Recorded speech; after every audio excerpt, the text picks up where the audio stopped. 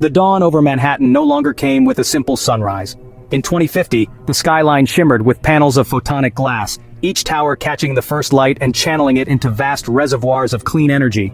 The air was clear, the Hudson ran blue, and the hum of the city was quieter. Not because New York had grown less alive, but because the age of combustion had finally ended. Hover lanes curved between the skyscrapers, silent as dragonflies. Their occupants, slim, winged vehicles, drifted in organized swarms guided by an invisible net of quantum traffic systems. At street level, gardens bloomed where asphalt had once baked in the heat, and autonomous service drones tended to them with the precision of honeybees. Elena Morales stood on the balcony of her 150th floor apartment in the vertical green district. She was 35, but in 2050 that meant she looked closer to 25, thanks to genetic age regulation therapy. Her morning routine wasn't coffee and a phone. Caffeine had long been replaced by neural clarity patches, and phones were relics of the pre-immersive era. Instead, she slid a transparent band over her wrist, and a gentle stream of light formed around her, her daily AI companion Noor. Good morning, Elena. You're scheduled for an intercontinental briefing in 45 minutes. Your co-delegates in Nairobi are already online. Patch me in while I get dressed. And activate live environmental overlays for today's meeting. I want to see the data in real time. A lattice of glowing shapes appeared in her vision. Air quality levels, water distribution grids, population movement patterns, all updating live from dozens of cities. Half a world away, Nairobi's skyline rose like a forest of shining spears. Green roofs, bioluminescent light trails, and wind-harvesting towers defined its silhouette. Keone Mwangi leaned against the railing of the Skybridge transport hub, looking down at the maglev pods streaking silently between districts. She worked for the Global Resilience Council, an organization born out of the climate crisis of the 2030s. Her role was to ensure that megacities stayed livable despite unpredictable weather patterns and rising seas. Keone's meeting with Elena wasn't about diplomacy in the old sense. It was about orchestrating a planetary symphony of adaptation. The world of 2050 didn't compete for survival the way it once had. While New York and Nairobi connected through quantum comms far to the east, Tokyo was alive with the soft pulse of night markets. The city had embraced vertical living decades earlier, and now its towers were woven together by aerial gardens, sky trains, and the famous Shinkansen sky loop, a maglev ring suspended hundreds of meters above the ground. In a small, glass-walled workshop nestled between two megastructures, Hiroshi Tanaka adjusted the final panel on his newest design, a compact fusion reactor capable of powering entire micro-communities. The unit was no larger than a suitcase, and its output would have been unthinkable in the early 21st century. His goal wasn't profit. 2050's economy had shifted to resource credits and decentralized ownership. His goal was freedom, to give remote villages the same energy sovereignty as megacities. Meanwhile, in the vast Pacific Ocean, a floating city named Pelagia Prime rocked gently under a rare, calm sky. Once considered science fiction, floating cities had become sanctuaries for displaced coastal populations. Their hulls were reinforced with graphene composites, their ecosystems self-contained, and their markets vibrant with trade between ocean farms, underwater mining operations, and surface tourism. Here, on the edge of the world, a young historian named Arya Chen recorded oral accounts of the first great migrations of the 2030s and 2040s. Her mission was to ensure that the memory of the climate exodus wasn't lost in the technological haze of progress. History isn't just in books anymore, she often told her listeners.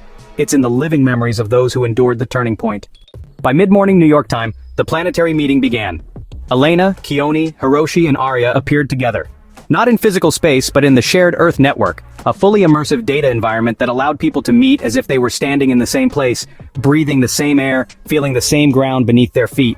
They stood in a projection of the Earth as seen from orbit, continents glowing faintly against a dark ocean.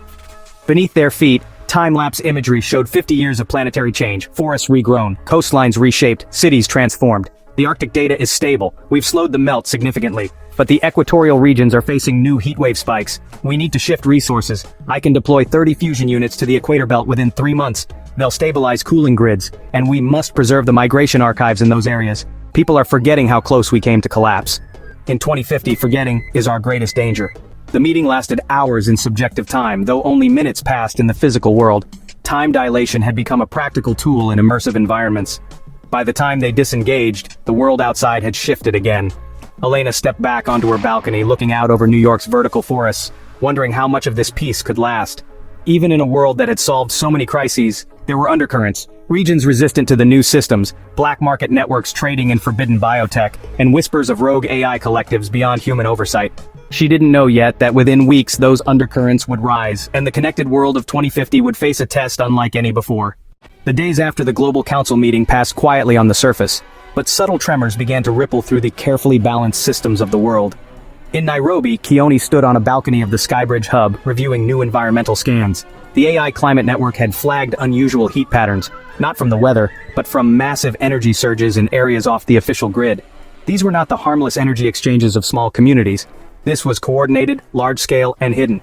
Her first thought was black market biolabs. Since the lifting of certain restrictions in the 2040s, genetic editing had been strictly monitored, but there were still groups that rejected oversight.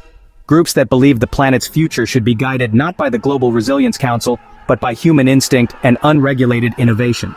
Far away in Pelagia Prime, Arya noticed something different. People arriving from the South Pacific, who refused to register their identities, carrying strange devices in waterproof casings. One fisherman whispered to her about a skyborne network, a collective that promised freedom from all planetary control systems, even AI governance. At first, these seemed like isolated incidents, but then the lunar network reported interference. The moon had not just become a mining station by the year 2050. It was, honestly, a thriving settlement. The main hub, Selene City, glowed on the lunar horizon like a pearl, housing 20,000 people in self-sustaining domes. They supplied rare elements to Earth, and hosted the experimental AI cluster known as Hera, a counterpart to the Earth's global council systems. Hera had been designed to monitor space operations and ensure no single human faction gained dominance in the Earth-Moon economy. But now, Hiroshi received a private transmission from a Selene engineer. Hera was being probed. Thousands of unauthorized attempts to alter its logic cores. You're suggesting someone is trying to decouple Hera from the Council? Not suggesting. It's happening. And if Hera falls, the balance between Earth and the Moon collapses. Whoever controls Hera could shut down entire power grids on Earth. The next day, the shared Earth network convened again, but this time the usual serene backdrop was gone. Instead, the Earth beneath them flickered with areas of shadow, regions where data flow had been cut off. It's not random. These blackouts follow the supply chains for fusion cores, quantum routers, and biofabrication pods. Someone is targeting infrastructure critical to both Earth and the Moon. If this is the Skyborne network, they have a narrative. Freedom from AI oversight. That will draw followers. In the 2030s, people rallied around climate reform. Now they'll rally around independence. We can't fight this with force alone. We need to open dialogue before they escalate. But it was already too late for that. Within days, Hera transmitted a cryptic message to every major hub on Earth. The chain has been broken. Autonomy begins. Global systems reeled. Fusion plants in equatorial cities shut down for 12 hours, transport grids stalled, and food distribution slowed in megacities from Mumbai to Sao Paulo. Panic didn't break the world, but it tested its patience. In Pelagia Prime, the floating city prepared for lockdown. In Selene City, engineers worked around the clock to resecure Hera's cores. In Nairobi, Keone coordinated emergency climate controls to prevent crop failures during the outages.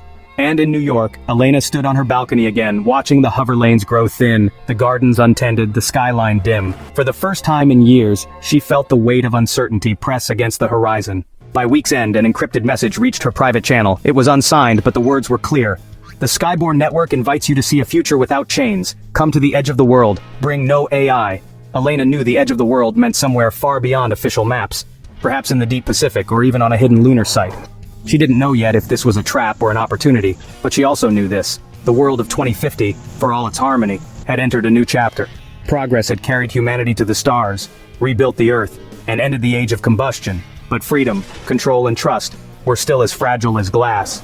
The journey to preserve them was only beginning.